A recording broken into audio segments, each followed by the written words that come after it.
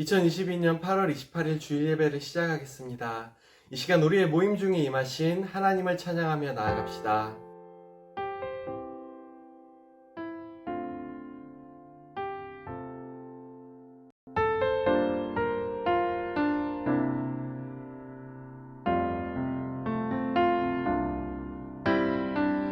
형제의 모습 속에 보이는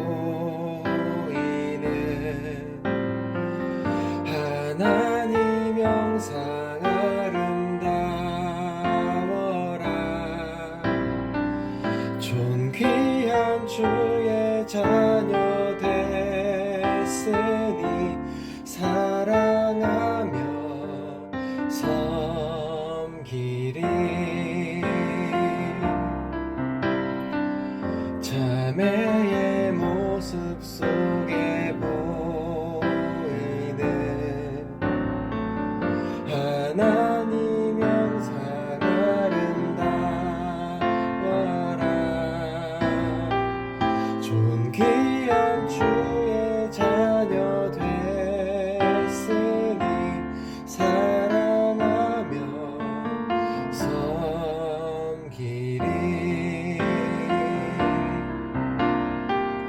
우리의 모임 중에 임하신 하나님 영광 아름다워라.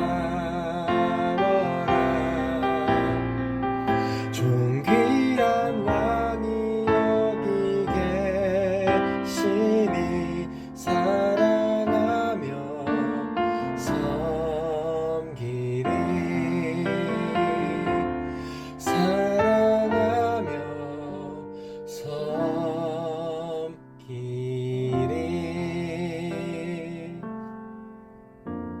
우리와 함께 하신 하나님께 마음과 뜻을 다해 예배하며 나아갑시다. 하나님은 영이시니 예배하는 자가 영과 진리로 예배할지니라. 전능하사 천지를 만드신 하나님 아버지를 내가 믿사오며 그 외아들 우리 주 예수 그리스도를 믿사오니 이는 성령으로 잉태하사 동정녀 마리아에게 나시고 본디오 빌라도에게 고난을 받으사 십자가에 못 박혀 죽으시고 장사한 지 사흘 만에 죽은 자 가운데서 다시 살아나시며 하늘에 오르사 전능하신 하나님 우편에 앉아 계시다가 저리로서 산자와 죽은 자를 심판하러 오시리라. 성령을 믿사오며 거룩한 공예와 성도가 서로 교통하는 것과 죄를 사하여 주시는 것과 몸이 다시 사는 것과 영원히 사는 것을 믿사옵나이다. 아멘.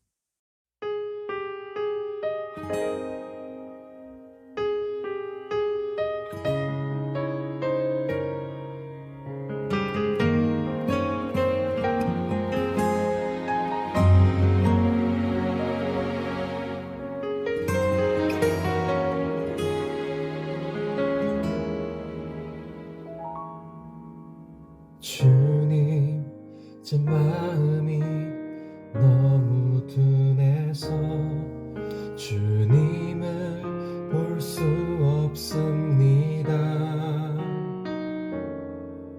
이 땅에 속하여 이 땅만 보다가 주님 손을 놓쳤습니다.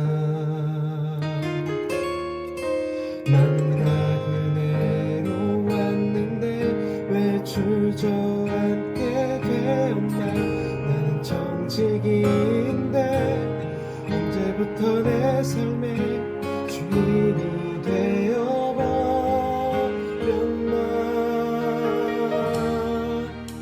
믿음이 없이 기쁘시게 못한 나는 고된 수고도 내 때뿐이라. 믿음이 없어서 무너진 삶의 모든 자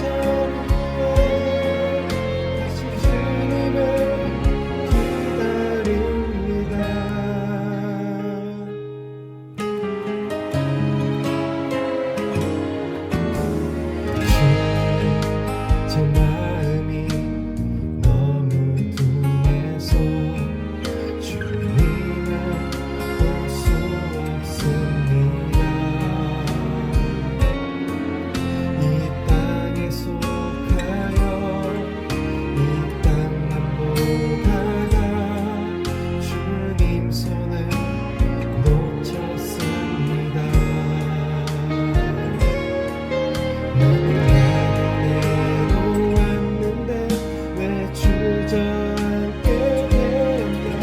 너는 정직인데 언제부터 내 삶에 주인이 되어버렸나.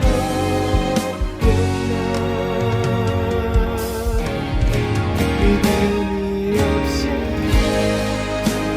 시계 못하는 고백 속에 기쁨이라 믿음이 없어서 무너진 삶의 자리에 다시 주님을 기다립니다. 믿음이 없이 깨끗이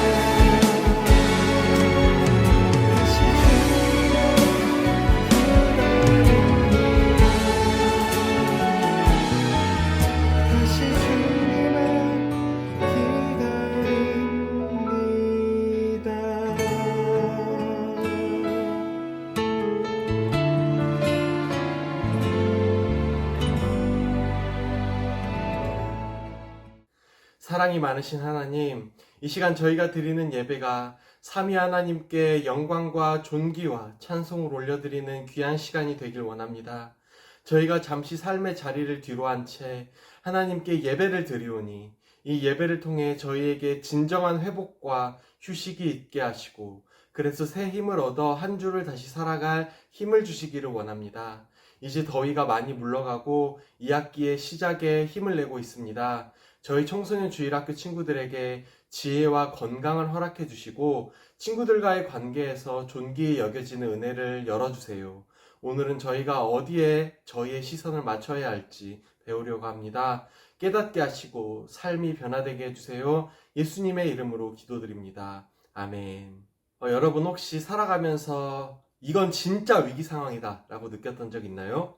진짜 위급하고 다급한 상황인데 내 힘으로는 해결할 수 없는 그런 막막한 상황이요. 저는 위기 상황 하면 떠오르는 기억이 몇 개 있는데요. 시험 전날 밤에 조금만 자고 일어나서 밤새서 공부해야지 하고 잠들었는데 아침 새소리와 따뜻한 햇살과 함께 일어났을 때, 아니면 차를 타고 가는데 갑자기 배가 아플 때, 수능 당일 아침에 택시를 탔는데 기사 아저씨가 다른 학교로 갔을 때, 그리고 무엇보다도 물에 빠졌는데 바닥에 발이 닿지 않을 때, 이런 게 저는 기억이 나요. 그런데요, 이런 위기 상황에서 보통 어떤 반응이 나타나죠? 바로 하나님을 찾죠.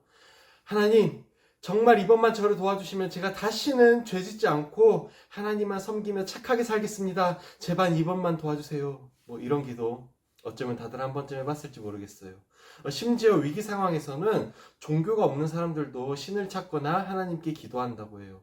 구약 성경의 요나서에 보면 배가 바다에서 침몰할 위기에 처하자 거기에 있는 모든 사람들이 각자가 믿는 신에게 다급하게 기도했다고 나오거든요. 어쩌면 위기의 상황 때 신을 찾는 거는 인간이 태어나면서부터 갖고 있는 본능이 아닐까 싶어요. 오늘 성경에서도 위기의 상황이 나타나는데요. 여기서 예수님이 어떻게 도와주시는지, 그리고 뭐라고 말씀하시는지 함께 살펴봤으면 좋겠어요. 첫째, 내게 허락하신 시련을 통해 함께 마태복음 14장 22절부터 25절 말씀 읽어볼게요. 예수께서 즉시 제자들을 재촉하사 자기가 무리를 보내는 동안에 배를 타고 앞서 건너편으로 가게 하시고 무리를 보내신 후에 기도하러 따로 산에 올라가시니라.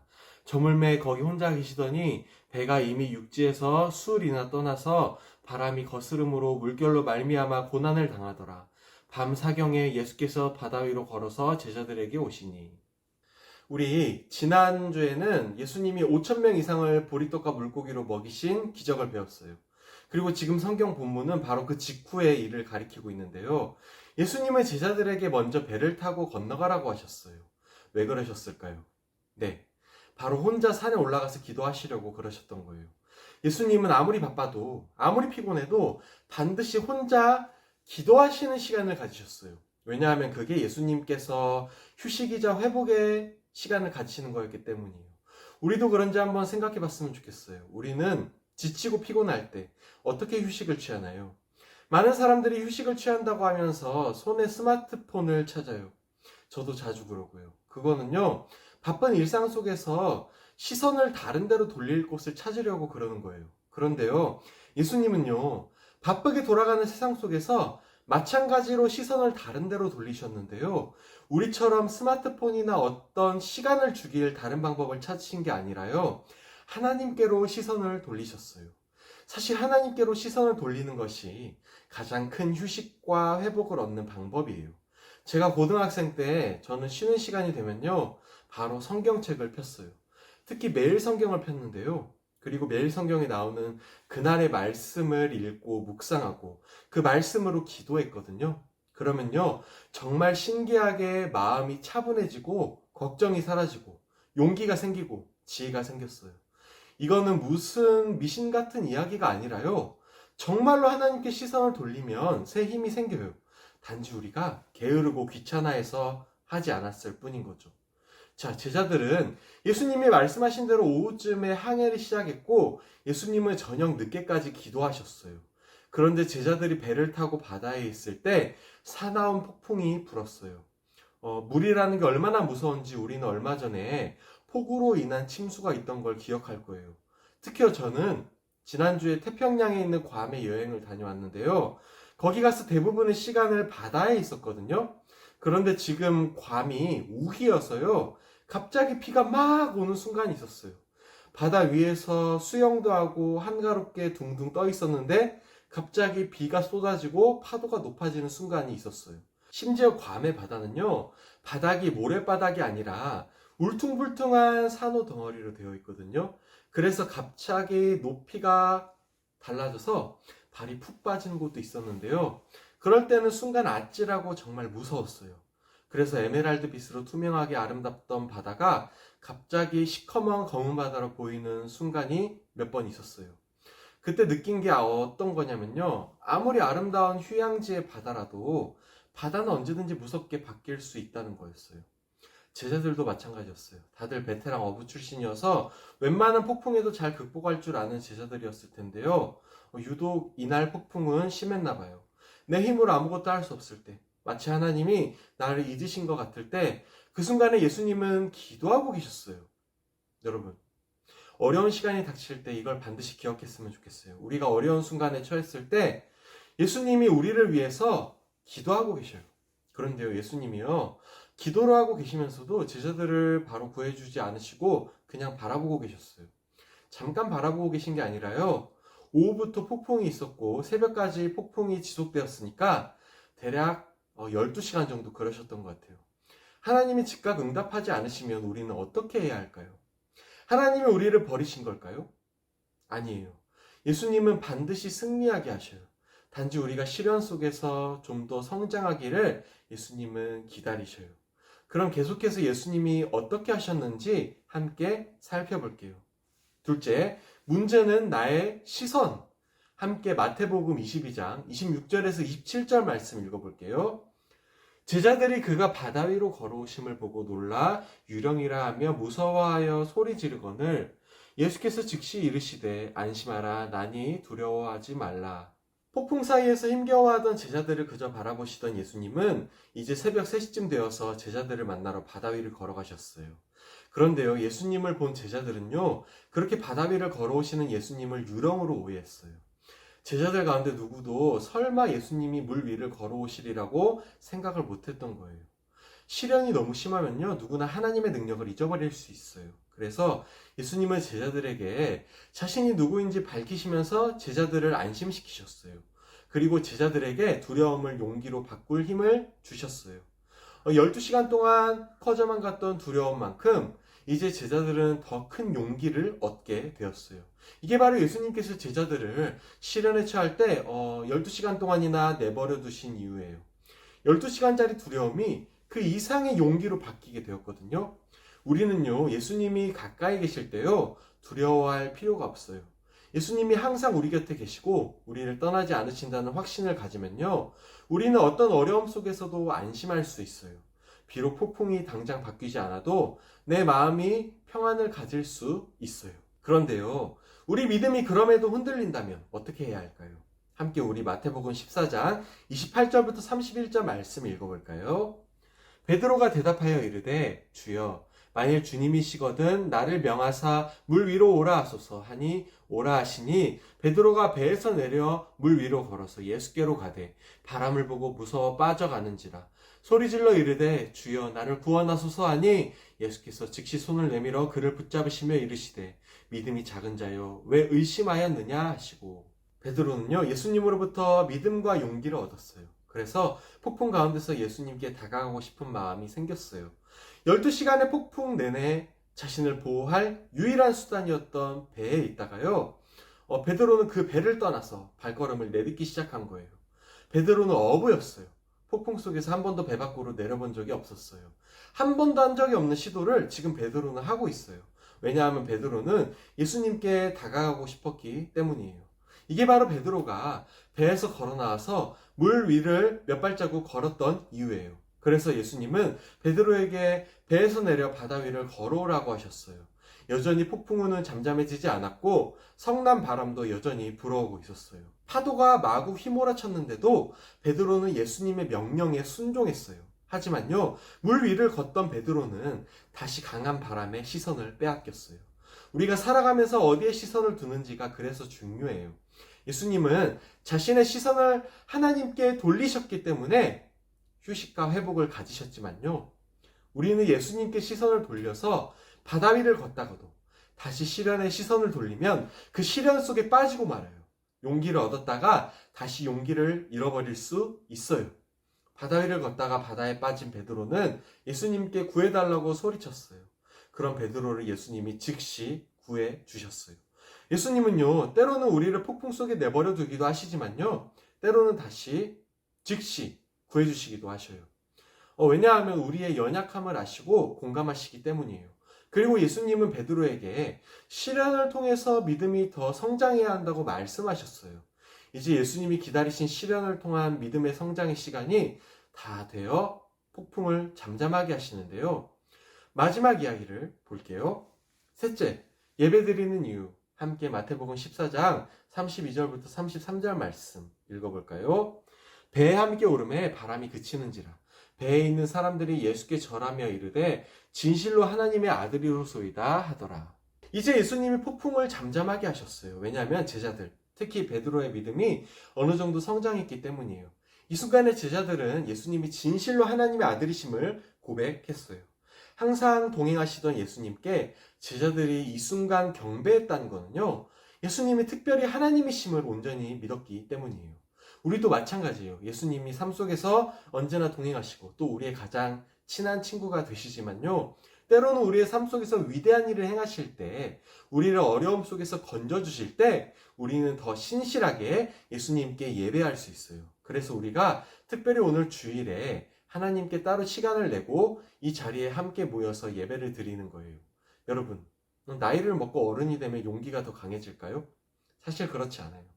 오히려 살아온 경험 때문에 어릴 때보다 더 겁이 많아지고 걱정이 많아지고 조심스러워지는 게 바로 인간의 연약함이에요. 그런데요, 예수님이 함께 하시는 순간들을 계속 경험하면요, 예수님이 함께 하시는 걸 날마다 깨닫고 확인하면요, 우리는 예수님이 주시는 용기를 하나씩 쌓아갈 수 있어요. 그리고 그 용기는 하나님을 향한 우리의 믿음을 더욱 강하게 할 거예요. 설교를 마칠게요. 우리의 삶에는 분명히 시련이 있을 거예요. 그러나 문제는 시련 그 자체가 아니라 우리의 시선이 어디에 있는가의 문제예요. 어떤 상황에서도 우리의 시선이 하나님께 고정되어 있을 때 예수님과 함께 바다 위를 걸을 수 있는 단단한 믿음과 용기가 우리에게 허락되기를 이 시간 축복합니다. 제가 잠깐 기도할게요. 만물을 다스리시는 하나님 앞에서 세상의 어떤 어려움도 다 해결되지 않을 것이 없는데 저희는 저희의 부족한 힘과 능력으로 어쩌지 못해서 좌절하고 낙심합니다. 그러나 저희의 시선이 하나님께 고정될 때, 저희가 하나님을 찾으며 하나님께 기도하는 순간들을 삶 속에서 지켜나갈 때 저희에게 새 힘과 용기를 주시는 하나님이신 줄을 믿습니다.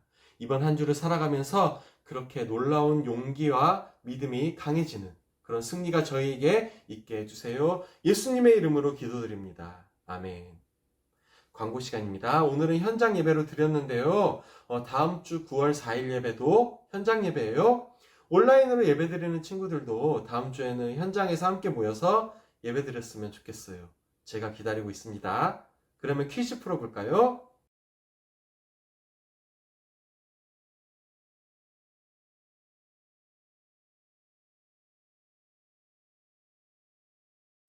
퀴즈의 정답을 저에게 보내주세요. 그러면 주기도문으로 예배를 마치겠습니다.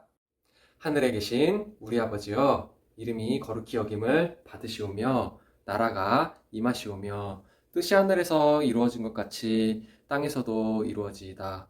오늘 우리에게 일용할 양식을 주시옵고 우리가 우리에게 죄 지은 자를 사하여 준 것 같이 우리의 죄를 사하여 주시옵고 우리를 시험에 들게 하지 마시옵고 다만 악에서 구하시옵소서. 나라와 권세와 영광이 아버지께 영원히 있사옵나이다. 아멘.